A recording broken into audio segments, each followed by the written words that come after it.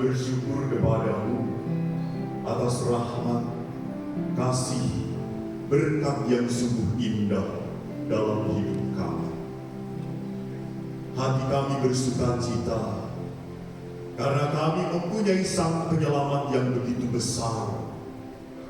Dialah Putra, Dialah Yesus, Dialah Al-Masih. Kami mengikuti Dia karena kami ingin selamat. Biarkanlah kami semakin mengerti bagaimana menjadi pribadi yang siap hidup seperti Kristus, rela berkorban. Bapa, hembuskanlah Roh Kudus-Mu di tengah-tengah kami. Urapi anak-Mu satu demi satu, sehingga firman-Mu yang sungguh hadir di dalam hati mereka mengubah hidup mereka. Terpujilah Engkau Tuhan, kini dan sepanjang masa. Amin. Dalam nama Bapa dan Putra dan Roh Kudus. Amin. Shalom. Silakan duduk. Terima kasih banyak. Berkah dalam. Apakah ada sukacita? Amin. Ada. Syukur kepada Allah. Saya juga merasa sukacita. Sudah beberapa tahun yang lalu saya pernah ke Solo. Dan biasanya saya ke Solo itu jalan-jalan kuliner. Hari ini saya ke Solo penuh penderitaan karena harus memberikan renungan. Jadi inilah perjalanan saya Prapaskah memikul salib.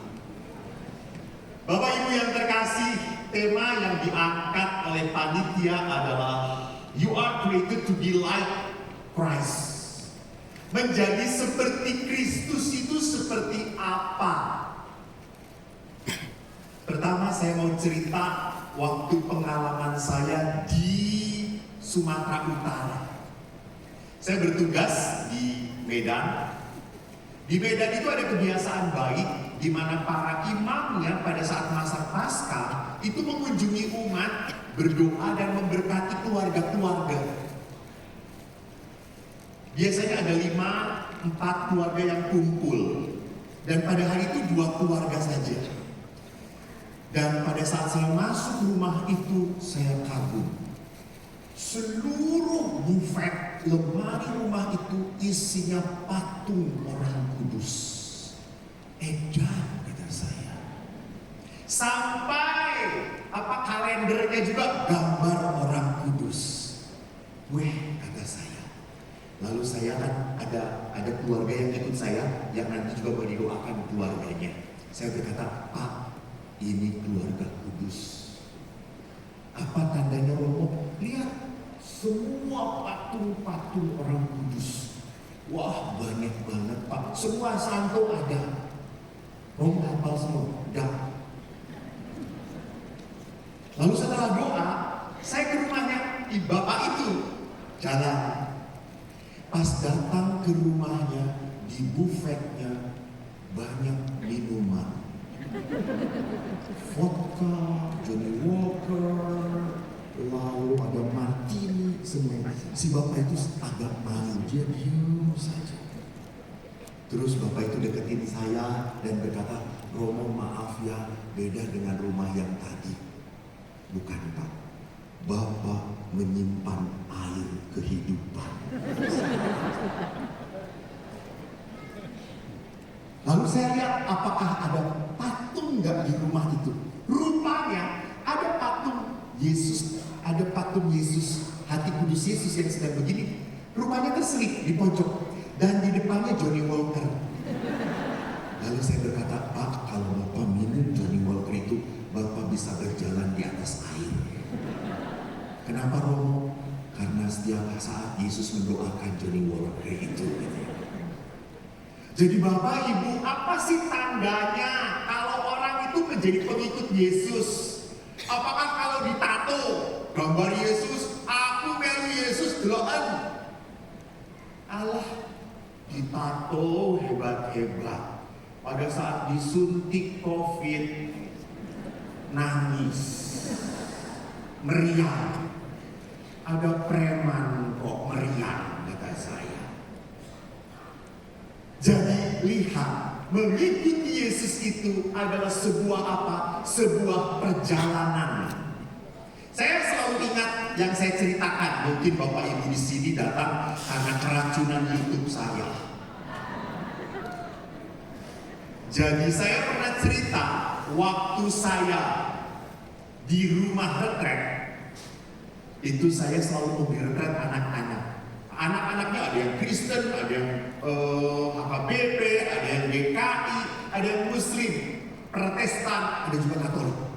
Lalu saya tanya, siapa yang kamu Kristen? Tanya apa tangan semua. Wah, kita semua Kristen Katolik, Kristen Protestan, kita disebut Kristen. Kenapa kita disebut Kristen anak-anak? Semua diam. Semua diam. Tiba-tiba ada satu anak yang angkat tangan. Saya ngomong, ya kamu jawab. Romo, kita disebut Kristen karena kita bukan Muslim. Sampai semua teman-temannya ngomong, kamu ini jawabnya salah, bodoh. Terus dia tanya pada saya, emangnya saya salah jawab, Romo? Enggak sih, cuma kamu ngejawabnya gak pakai otak gitu. Lalu tiba-tiba ada satu anak yang kata, saya saja Romo. Ya silakan kamu. Romo, kita disebut Kristen karena kita mengikut Kristus, dan kita mengikuti Kristus karena kita yakin akan selamat. Haleluya, amin. Romo, terima kasih. Kata saya, wah hebat banget kamu menjawab seperti seorang pendeta. Dan dia mengatakan, memang saya anaknya pendeta. Dan yang tadi salah itu anaknya prodiakon, saudara-saudara. Jangan tersinggung Pak FX, tenang aja. Lalu setelah saya berkata, betul sekali anak-anak, kita pengikut Kristus maka kita ini disebut Kristen. Kalau namanya pengikut, anak-anak kita jalan di mana? Semua anak bapak mengatakan di belakang, Romo. Kalau namanya pengikut itu di belakang. Keren. Kalau Yesus ke kiri, kita kemana? Kiri, Romo. Yesus kanan, kita kanan, Romo. Kalau Yesus lurus, ya juga kita lurus, Romo. Wow, hebat. Kita kan harus setia, Romo. Hebat. Lalu saya angkat salib. Nah, kalau Yesus disalib, hai boy, kalau Yesus disalib, semua anak tertunduk. Tiba-tiba anak prodiakon lagi angkat tangan lagi. Saya sudah gelisah. Harap ngomong nih, bicara kita. Lalu karena tidak ada yang lain yang angkat tangan, akhirnya saya tanya, ya, kamu bagaimana kalau Yesus disalib? Romo, kalau Yesus disalib, ya biarin aja dia sendiri yang mulai disalib. Lihat anak prodiakon begitu tegangan. Jadi Bapak Ibu, lihat, kita seringkali berpikir saya itu pengikut Yesus, saya sudah banyak berdoa, maka Yesus, Tuhan, tolong hidup saya jangan dibuat susah. Wah, jangan dibuat susah. Anaknya Tuhan aja dibuat susah. Anaknya Tuhan saja menderita. Kenapa kita menuntut supaya hidup kita tidak susah, jauh dari penderitaan, gak banyak masalah? Gampang, Bu. Supaya gak banyak masalah hidup, supaya gak banyak penderitaan, minta cepat dipanggil Tuhan. Pasti. Nah Bapak Ibu, kalau begitu, apa yang bisa kita pelajari? Mari kita renungkan kalau demikian. Ini aku harus menghadap kemana ini? Pencetannya. Ini. Di manakah Tuhan dalam hidup kita? Kita merenung, lihat di mana posisi Tuhan dalam hidup kita. Kadang-kadang Tuhan itu kita ingat kalau kepepet. Ya wis ra iso apa-apa, Gusti tulung ngono. Tuhan tolonglah. Atau jangan-jangan kita ini adalah orang yang selalu sedikit-sedikit berdoa, minta tolong kepada Tuhan, tapi tidak berbuat apa-apa. Ada seorang gadis yang minta doa kepada saya, Romo tolong doakan saya supaya dapat jodoh, tapi gak pernah ikut OMK, gak pernah aktif di lingkungan, dia hanya di kamar saja. Ya sudah, kata saya doakan semoga jodohku seekor cecak. Ya bagaimana mungkin dia mohon diberkat Tuhan, tetapi dia tidak melakukan sesuatu? Ada orang yang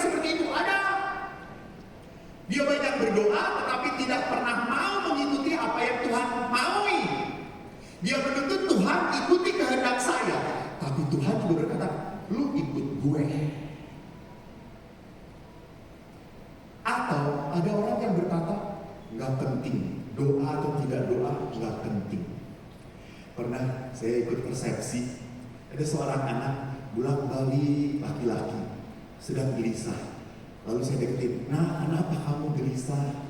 Romo besok ulangan banyak tugas. Ini si mama juru saya ikut, saya belum beres semuanya Romo. Ya sudah, kita doakan. Aduh tolong jangan disorot itu saya silau saudaraku lighting. Nah thank you. Lalu saya berkata, nah kita doakan supaya mama kamu bertobat cepat pulang. Lalu pas resepsi itu hampir selesai, saya pulang. Dan anak itu ngikutin saya, samping saya. Mamanya pulang di belakang. Lalu mamanya melihat karena saya dekat dengan anak itu, mamanya langsung teriak, Dede kan besok ulangan, Dede kan banyak PR, minta didoakan Romo. Lalu si Dede itu melihat kepada mamanya, Mama, mau didoakan oleh paus juga kalau nggak belajar nggak bisa, Mak. Jadi lihat di sini, anak ini praktis. Beberapa anak pun sama. Romo, apakah kalau mau makan doa dan berdoa, apakah ada bedanya enggak? Ya kita nggak bisa menjawab, gitu ya. Apakah kalau kita ke gereja dan tidak ke gereja, apakah hidup kita tidak diberkati Tuhan? Masa Tuhan sampai kayak gitu sih? Masa ada Tuhan tersinggung? Aneh. Tuhan kok baper? Ya, bahwa banyak anak muda sekarang pun sudah merasakan kebutuhan akan Tuhan amat sangat minim sekali. Maka mari kita lihat ada sebuah pola yang ingin saya perlihatkan di sini. Ini kemana ya? Soalnya mau sore. Ya, ini ada 3 tipe. Ada 3 tipe manusia. Ada egonya, saya, dan 4 tanda ini adalah 4 kegiatan manusia. Usaha, perkawinan, keluarga, hobi, rekreasi, jalan-jalan. Jadi itu aktivitasnya. Ada aktivitas usaha, ada aktivitas hidup berkeluarga, ada rekreasi, ada hobi. Semua kesibukan. Lalu ada tipe pertama orang ini adalah apa? Memperlihatkan Allah di luar lingkaran ini. Dia melihat bahwa apa? Saya tidak butuh Tuhan. Ini tipe pertama. Saya tidak memerlukan lagi Tuhan. Saya hanya sibuk dengan kegiatan-kegiatan saja dan aktivitas saja. Ini tipe orang pertama. Merasa bahwa toh Tuhan ada dan tidak ada juga tidak pernah membantu apapun kok. Tipe kedua adalah apa? Tipe orang yang lihat punya kesibukan sama, ada egonya, ini diri saya yang mengatur, mengatur apa? Keluarga saya, mengatur usaha saya, mengatur hobi, lalu mengatur kesenangan, rekreasi saya. Dan di sini juga ada apa? Rohani. Jadi hidup rohani itu sebagai salah satu apa? Kegiatan.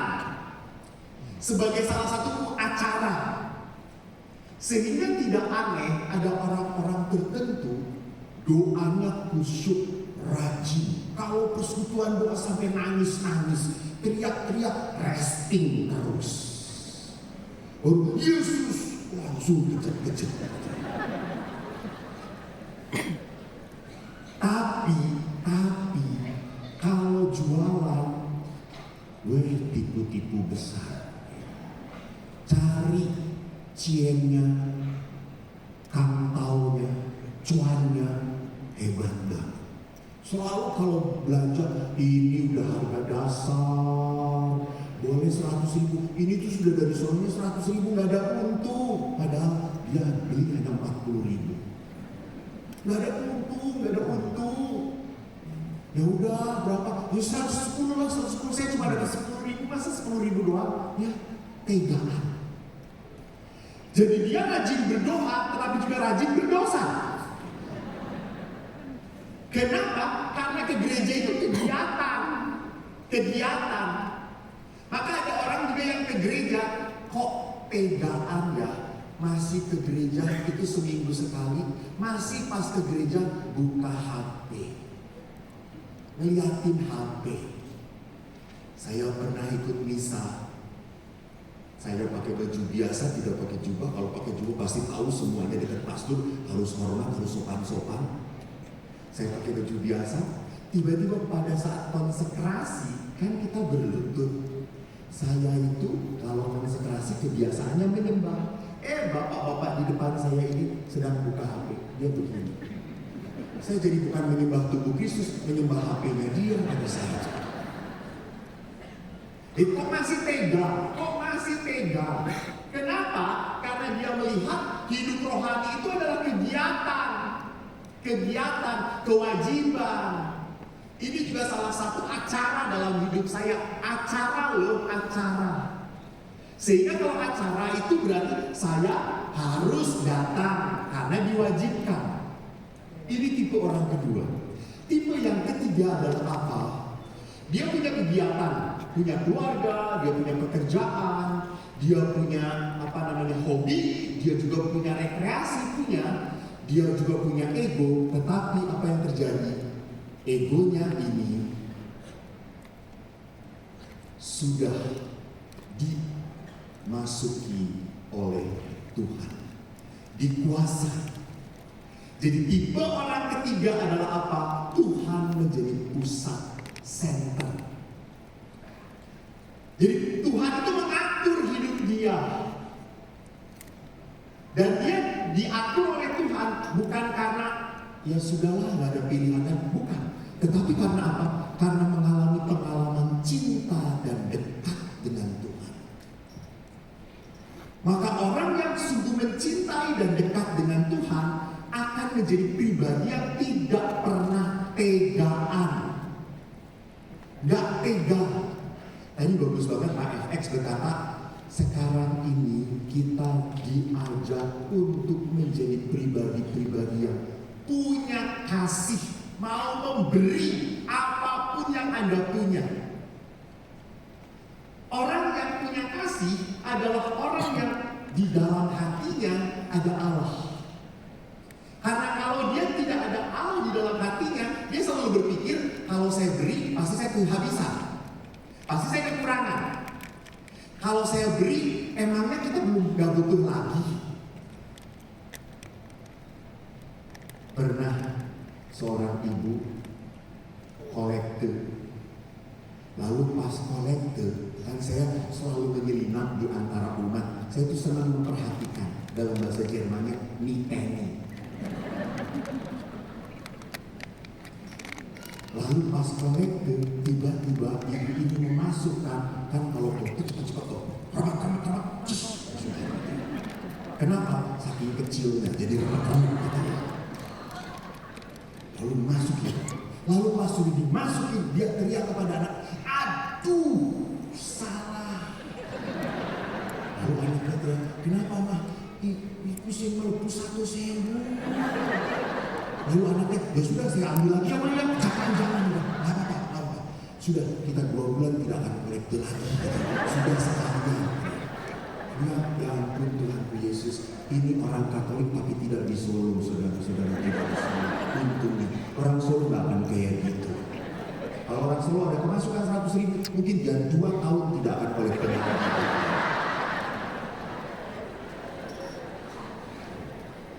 Jadi Bapak Ibu, apa yang bisa mau saya katakan? Bahwa orang yang dipenuhi dengan Allah adalah orang yang selalu tergerak hatinya. Bukan hanya untuk dirinya sendiri hidupnya. Enggak. Saya senang beberapa bapak-bapak itu adalah seorang bapak-bapak yang sekarang itu sudah bisa nyapu, cuci piring, meringankan pekerjaan istri. Edan hebat. Banyak bapak-bapak yang tidak tega lihat istrinya repot. Itu hebat. Dan sekarang juga cukup banyak ibu-ibu yang bisa menahan diri untuk tidak tetek-toek dengan suami. dia pakai bros dulu. Ya maksud saya masker gitu. Jadi saudara-saudariku yang terkasih, tipe ketiga adalah tipe apa? Itu tadi, manusia yang dihidupi oleh Allah. Maka kalau kita mau bertanya bagaimana kita bisa menjadi manusia yang tipenya dihidupi oleh Allah, kita harus tahu dulu untuk apa kita hidup. Dan kalau Anda ingin tahu untuk apa Anda hidup, jangan tanya pada para romo. Anda tanya Romo, saya hidup untuk apa ya? Romo tidak akan tahu apa-apa. Karena Romo bukanlah yang menciptakan Anda. Apalagi berperan serta untuk kehadiran Anda di dunia ini. Mungkin mendoakan dia, semoga hamil gitu. Jadi kalau Anda mau tahu apa sih maksud hidup saya di dunia ini, kembali kepada Tuhan, tanya pada Tuhan. Dan di firman Tuhan jelas sekali dikatakan apa di dalam kitab Kejadian bab 1 ayat 26-27. Di dalam 2 ayat ini sampai 3 kali dikatakan menurut gambar dan rupa kita. Jadi Allah itu menciptakan manusia menurut gambar dan rupa. Lihat di sini ayat 26. Di bawah juga sama. Ayat 27. Menurut gambarnya. Sampai 2 kali. Diciptakan menurut gambar Allah. Apa maksudnya menurut gambar Allah? Lihat di dalam Katekismus Gereja Katolik artikel 355. Kalau di dalam Di dalam kitab suci itu menurut gambar Allah. Tetapi di dalam Katekismus disebut sebagai citra Allah. Dan citra Allah itu punya 4 ciri. Pertama apa? Menurut citra Allah, nanti saya jelaskan. Kedua, dalam kodratnya bersatulah dunia roh dan dunia jasmani. Jadi di dalam hidup manusia, pribadi manusia, siapapun manusianya, pasti ada sebuah panggilan batin untuk berhubungan dengan Yang Maha Kuasa. Entah siapapun yang Maha Kuasa itu, mau dipanggil Tuhan, mau dipanggil Allah, mau dipanggil Yahweh, mau dipanggil Sang Widiwase, silahkan. Tapi itu adalah Sang Penentu. Kalau Anda nggak percaya, coba lihat saja. Pada saat Anda naik pesawat, tiba-tiba turbulensi. Kencang turbulensinya. Siapa yang dipanggil? Kan gak mungkin, Romo! Enggak. Pasti semua panggilnya, Tuhan!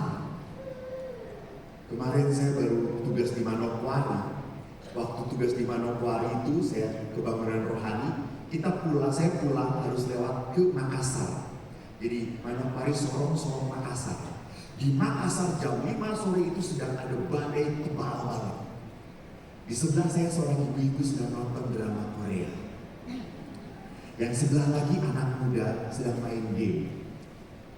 Saya diam saja. Saya biasanya kalau di pesawat, saya mendengarkan khotbah orang lain atau membaca. Tiba-tiba turbulensi, langsung Yesus. Dan ibu sebelah ini langsung matikan drama Koreanya. Dia langsung berdoa. Anak muda juga dia matikan gamenya. Dia langsung diam. Terus saya berpikir, baru tahu rasa ya. Kalau gini langsung ingat Tuhan lu. Tiba-tiba saya setelah ngomong seperti itu, turbulensinya kenceng banget. Kubrak. Lalu saya berkata, gue juga harus berdoa.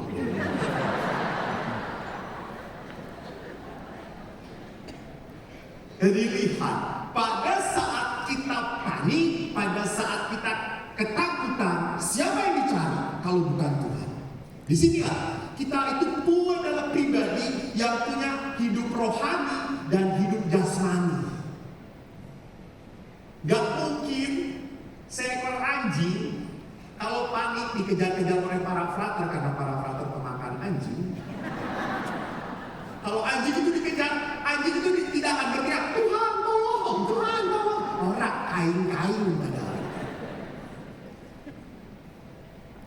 Di dalam kepanikan, seekor binatang tidak akan pernah mengingat Tuhan, hanya manusia. Dan ciri khas manusia adalah apa? Diciptakan laki-laki dan perempuan. Untuk apa? Saling melengkapi. Wow. Memang laki-laki itu membutuhkan suasana kewanitaan. Dan wanita itu membutuhkan apa? Sungguh kepemimpinan seorang pria. Tadi saya lihat di sini Bapak Ibu, kalau misalnya among tamunya semua bapak-bapak, saya yakin acara ini akan menjadi sepet melihatnya. Sudah lanang KB, semuanya hitam, ya Tuhan Yesus. Ini bukan pembangunan rohani, ini kemasukan ke dalam neraka. Gitu. Tapi berhubung ada ibu-ibu yang memakai baju Bali, ada keindahan. Bahkan saya panggil, kemarin saya sudah bisa dengan mereka, tetapi tak satu pun kukenal wajahnya. Berubah saudara-saudara, semua made in Korea nempel di sini. Bapak-bapaknya nggak ada yang pangling podo wae. Perlu keindahan. Dan kenapa wanita itu perlu keindahan? Karena mereka menunjukkan the beauty-nya. Laki-laki nggak perlu the beauty. Laki-laki itu lihat saja kalau punya baju cuma dua polanya, batik atau lurik, atau polos. Ibunya kalau baju, ya Tuhanku, ada bordiran di sini, sobek di sini, gak ada kancingnya, meleler-leler kemana-mana, belah kiri, belah kanan, belah tengah,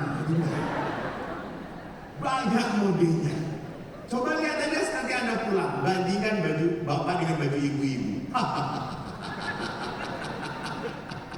Baju bapak cuma segini, baju ibu segini, tapi dua lemari. Nah, mau ikut khotbah dengan saya di sini? Jadi perhatikan di sini bahwa kepriaan dan kewanitaan adalah apa? Saling melengkapi. Dan yang keempat adalah apa? Manusia itu menjadi sahabatnya Tuhan, rekan kerja Allah. Nah, lihat di sini. Dalam Katekismus Gereja Katolik dijelaskan apa itu citra Allah. Citra Allah itu berarti apa? Yang mampu mengenal dan mencintai Tuhan itu hanya manusia. Hanya manusia. Walaupun seringkali mohon maaf, ibu-ibu yang memelihara anjing lebih menyayangi anjingnya daripada suaminya. Anjingnya diajak ngomong terus, hiti, cantik. Suaminya menang didiamin. Akhirnya suaminya dirubung lalat, saudara-saudara. Karena dicuekin terus. Tidur pun bersama Kitty. Suami tersingkir, maka suami cari pembantu. Jadi perhatikan, seringkali saya suka sedih memanusiakan binatang dan yang kayak gitu dan menyingkirkan pasangannya. Suatu saat saya lucu, suatu saat saya datang ke pastoran sesama-sama OSC. Lalu kita ngobrol, di pastoran itu jam 12 siang, bunyi bel. Teng, teng, teng. Anjing Ustaz. Anjing pastoran itu. Lalu pastornya pada merokok jam 12 siang. Tenang aja. Lalu saya berpikir, oh yang ingat Angelus anjing daripada romonya. Apakah demikian? Lalu saya tanyakan, kamu gak Angelus? Sudah diwakili PASU. Asem tenang. Asem on doa. Iya, setelah dia doa nanti dipanggang saudara-saudara. Jadi Bapak Ibu, apa yang mau saya katakan?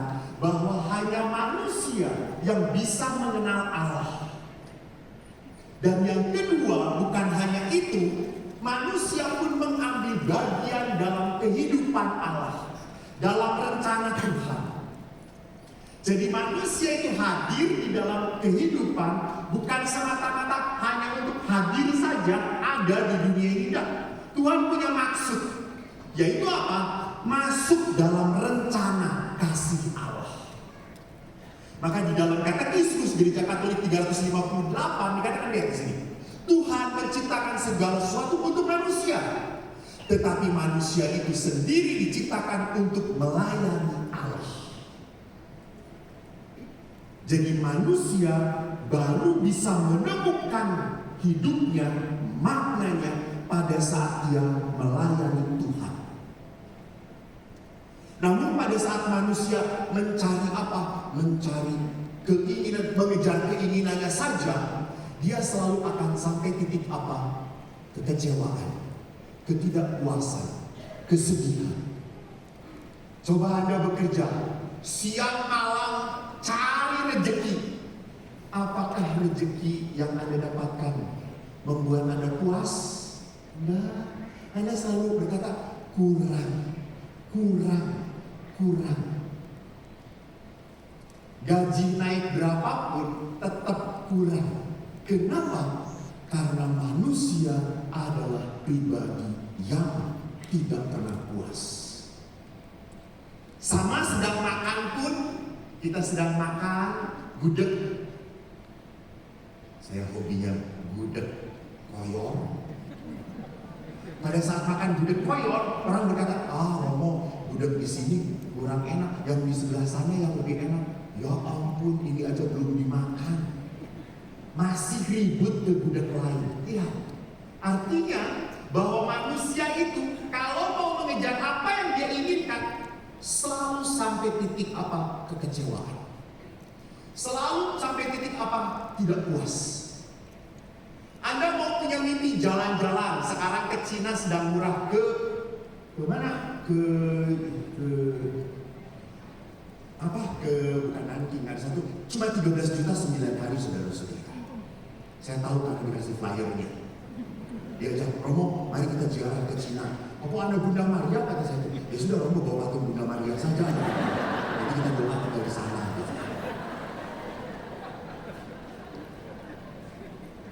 Jadi, kalaupun kita ingin ziarah ke Yuan, kemana, apakah itu membuat kita senang? Enggak juga. Dulu saya mimpi, betul Bapak Ibu, saya mimpi jadi Romo pernah ke Yerusalem. Saya ingin napak tilas. Oh indah, oh kusyuk banget kalau bisa menapaki jalan di mana Yesus pernah jalan salib, saudara-saudara. Oh pasti kusyuk. Dan apa yang terjadi pada saat saya ke Yerusalem? Lewat pasar, saudara-saudara. Dan salah satu perhentian, di situ tempatnya orang jualan pakaian dalam, wanita lagi. Dan itu di situ kami menyembah sujud kepada Kristus. Celana dalam polisi banget ada situ. Tapi saya sendiri yang pertama, tapi seluruh umat yang lagi menangis. Karena kenapa di jalan Yesus? Saya berkata, umat ini yang lebih suci daripada gue, kata saya. Ya.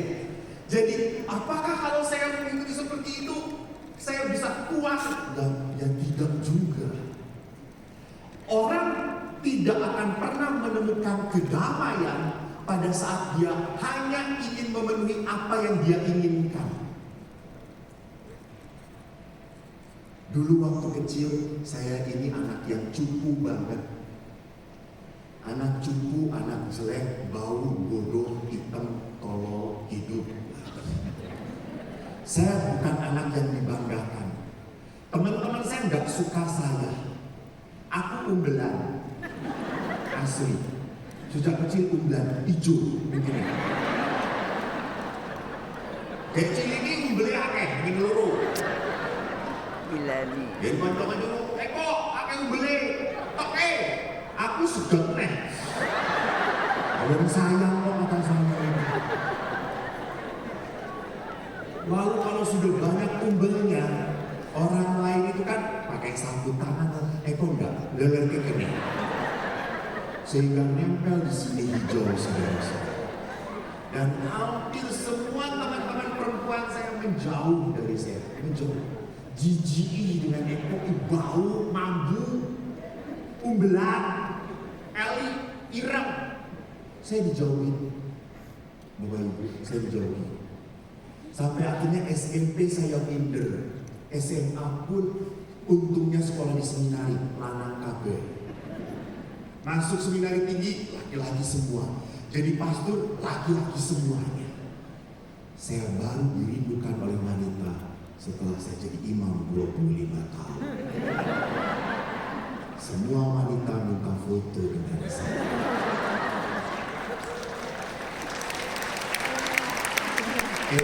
Jangan katakan saya senang, saya sedih. Menderita Bapak Ibu.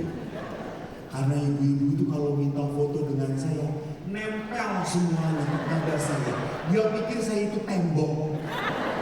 Dia penek-penekin semuanya. Ya ampun Tuhanku Yesus. Saya selalu berdoa, Yesus engkaulah andalanku. Yesus engkaulah andalanku. Penek lagi. Tapi karena doa itu akhirnya semua yang melonat itu saya anggap lato-lato, saudara. Dan gak ada efeknya sama sekali.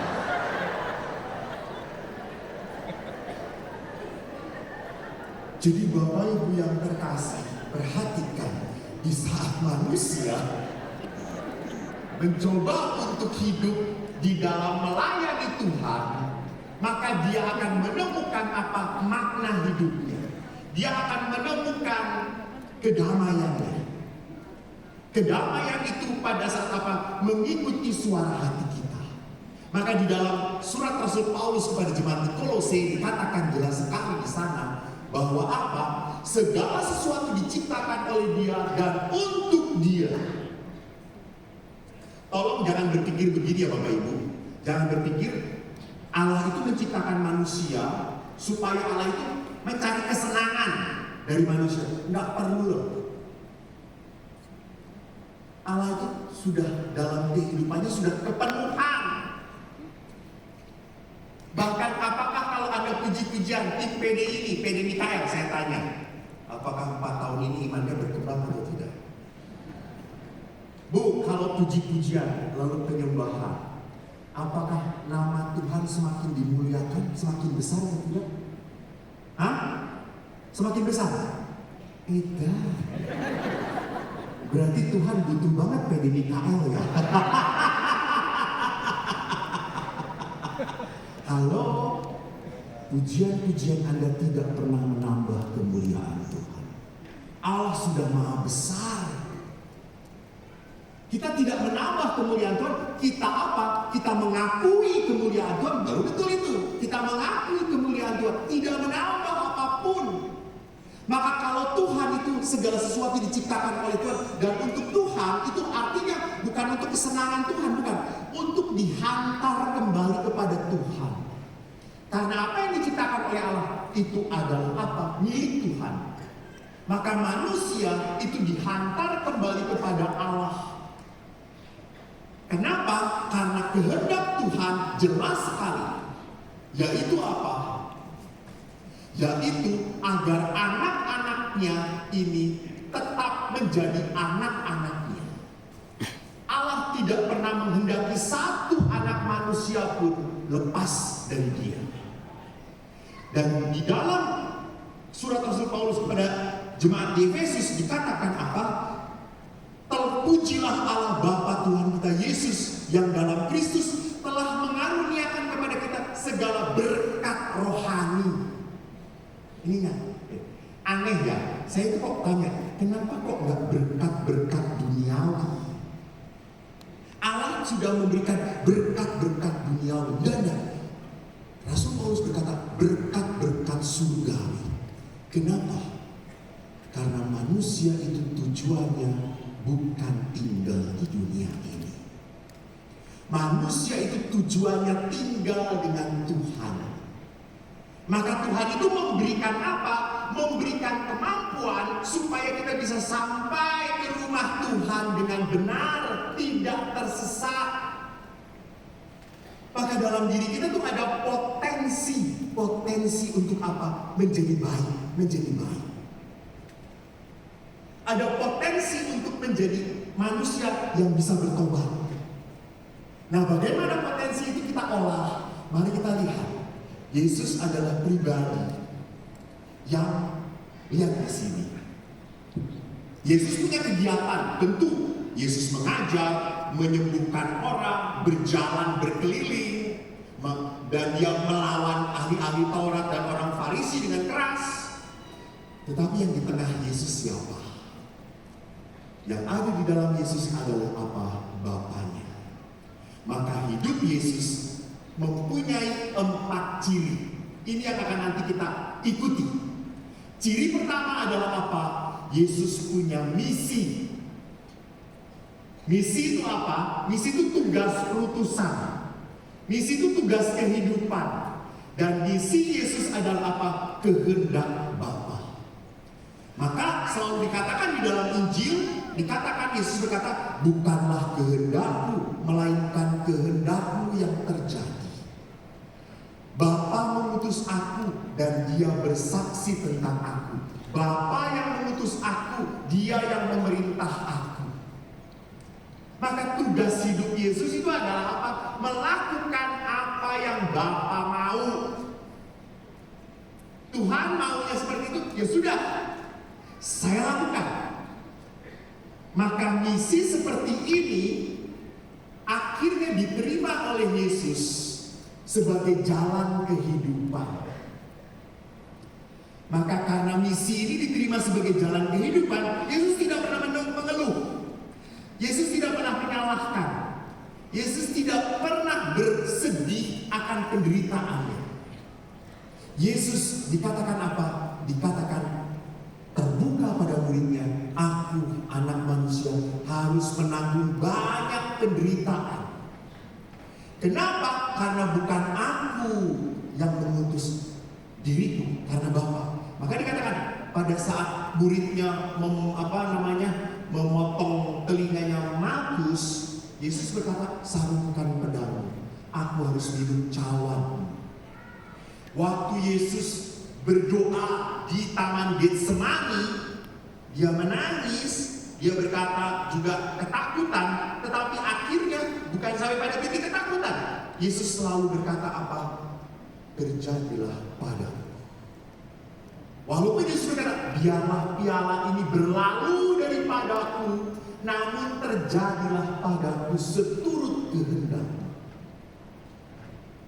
Jadi lihat, Yesus punya misi.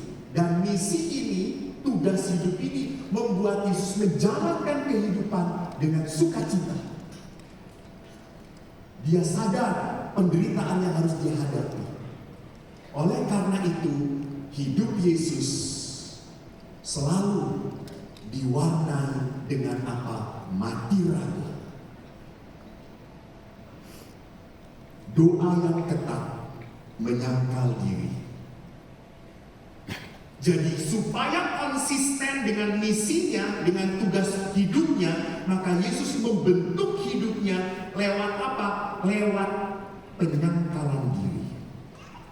Jadi kita hanya bisa konsisten dengan misi hidup kita kalau kita punya latihan-latihan. Yesus melatih hidupnya. Dia berdoa semalam-malaman. Dia berpuasa 40 hari 40 malam. Dan pada saat Yesus kata semua orang mencari Engkau, mari kita pergi. Yesus tidak tergila-gila dengan apa? Dengan pujaan, pemujaan. Dia pergi. Jadi perhatikan, misinya tidak pernah membuat dia berubah dalam kehidupan.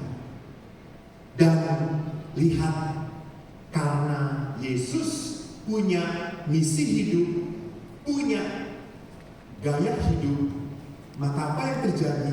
Yesus menjadi pribadi yang memegang teguh hatinya, kebenarannya. Jadi buah dari misi hidup adalah apa? Pola hidup Yesus. Karena Yesus punya misi yang jelas, maka pola hidupnya jelas, mati raya. Dan pola hidup ini akhirnya membuahkan gaya hidup. Gaya hidupnya yang apa? Berbelas kasih. Yesus yang selalu dikatakan tergerak hatinya oleh belas kasih. Tidak pernah tegaan. Yesus yang maha rahim. Ini menjadi gaya hidup Yesus. Jadi konsisten antara misi, pola hidup, dan gaya hidup. Akhirnya terbentuk. Karena apa? Karena di dalam Yesus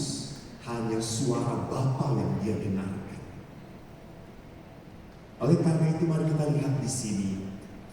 Ada 3 hal yang bisa membentuk kita menjadi manusia berhati Tuhan.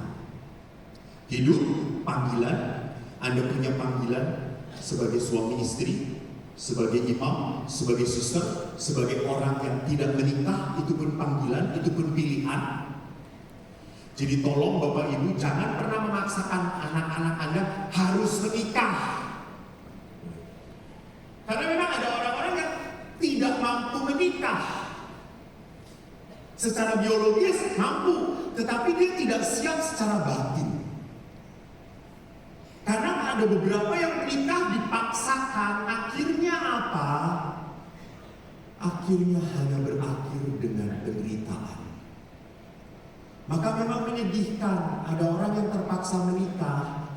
Sekarang sedang ngetren, nggak tahu pastilah di Semarang, terus pada di Semarang ini pun sudah ngetren pasangan suami istri yang mau menikah tapi child free, tidak mau punya anak. What? Nggak boleh, nggak bisa. Kenapa sampai demikian perkawinan? Karena berpikir karena dengan punya anak itu mengganggu, merepotkan, mengganggu kesenangan saya. Lihat di sini, sebetulnya dia tidak mampu menikah, memaksakan diri untuk menikah, karena hidup panggilan. Hidup panggilan adalah apa? Adalah pola hidup dia dengan Yesus sendiri. Coba next. Next. Dalam nama Yesus. Next. Next.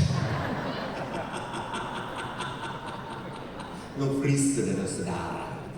Jadi hidup panggilan itu adalah sebuah pilihan. Maka di dalam kehidupan pun kita harus punya apa? Kita harus punya tahu misi hidup kita. Kehendak Tuhan apa?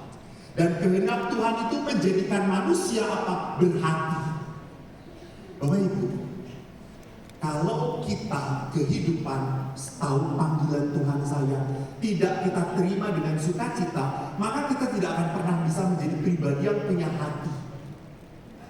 Contoh, mohon maaf, saya seminar beberapa kali tentang suami istri. Ada seorang istri yang sudah lama menikah, ngomong pada saya, Romo, padahal sudah di atas 20 tahun pernikahan ya, waktu saya tanya, Romo, kok setelah menikah berlama-lama, saya akhirnya sadar loh, bahwa pasangan saya ini adalah pasangan yang tidak tepat dalam hidup saya. Ya ampun. Sudah 20 tahun baru sadar, Bu? Iya, Ibu gendem. Sadar bahwa ini pasangan yang tepat, yang bukan tepat itu harusnya sebelum menikah, bukan setelah menikah. Kalau Anda merasa bahwa hidup dengan pasangan Anda adalah bukan pasangan yang tepat, maaf, sampai kapanpun Anda akan menderita. Akan menderita. Saya menjadi pastor adalah pilihan hidup saya, anugerah Tuhan. Maka saya selalu bersuka cita. Apakah saya iri lihat suami istrinya cantik-cantik? Sedikit. Nggak banyak-banyak amat. Kenapa? Karena saya tahu bahwa itu bukan hidup saya. Kalau saya mau mencoba, pasti saya tidak pernah dikaruniai, tidak punya karunia saya untuk mencintai satu wanita. Ya ampun, Pak, saya selalu kagum dengan bapak-bapak, kok kuat ya? Mencintai yang sama, yang makin lama makin dilihat, bukan makin sayang. Pernah seorang suami berkata, Romo, Abu, waktu saya mau menikah, saya selalu berdoa, Tuhan, berikan saya kekuatan supaya saya dapat mengambil hati wanita pujaanku. Tapi setelah 15 tahun perkawinan, Romo, doa saya berubah. Apa Pak? Tuhan, semoga saya kuat bertahan hidup dengan pujaanku ini. yang sudah tidak bisa menjadi pujaanku lagi. Jadi kalau manusia merasakan hidup panggilan ini berat, tugas, beban, maka tidak akan pernah punya manusia berhati. Pasti hatinya hanya akan dipenuhi kemarahan, kejengkelan, gak suka. Berapa banyak istri yang begitu punya litani kelemahan suaminya. Tahu banget. Kadang-kadang juga pas pengakuan dosa suka salah ngomong. Romo, suami saya ini ya Romo. Ini pengakuan dosa saya terakhir loh Romo. Dosa-dosanya itu suami saya tuh Romo udah tua, cerewet, muda, nyebelin Romo sekarang itu. Dia dulu baik banget, sekarang Romo aduh Tuhan saya udah gak tahan Romo. Itu dosa-dosa saya Romo. Kata saya itu bukan dosa-dosa ibu, itu kelemahan suami ibu. Dengan demikian saya mengampuni dosa suami ibu, kata saya itu. Lalu dosa saya Romo ya bertambah karena ibu ngomongin suami ibu. Ini pengakuan dosa apalagi, kata saya. Jadi Bapak Ibu, selama pasangan bukan anugerah pemberian Tuhan, maka kita tidak akan pernah menjadi manusia yang hatinya diatur oleh Tuhan, digerakkan oleh Tuhan. Tidak pernah. Maka Bapak Ibu, mari kita lihat, kita harus sadar dekat dengan Yesus itu berarti apa? Kita harus menjadi seperti Kristus. Menjadi pribadi seperti Kristus. Dan menjadi pribadi seperti Kristus itu berarti apa?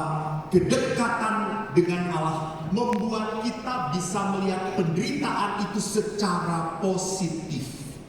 Ingat bahwa kalau kita menderita, penderitaan itu berkorban untuk mengembangkan hidup kita. Kalau kita sakit, itu berarti apa? Berarti ada sesuatu yang salah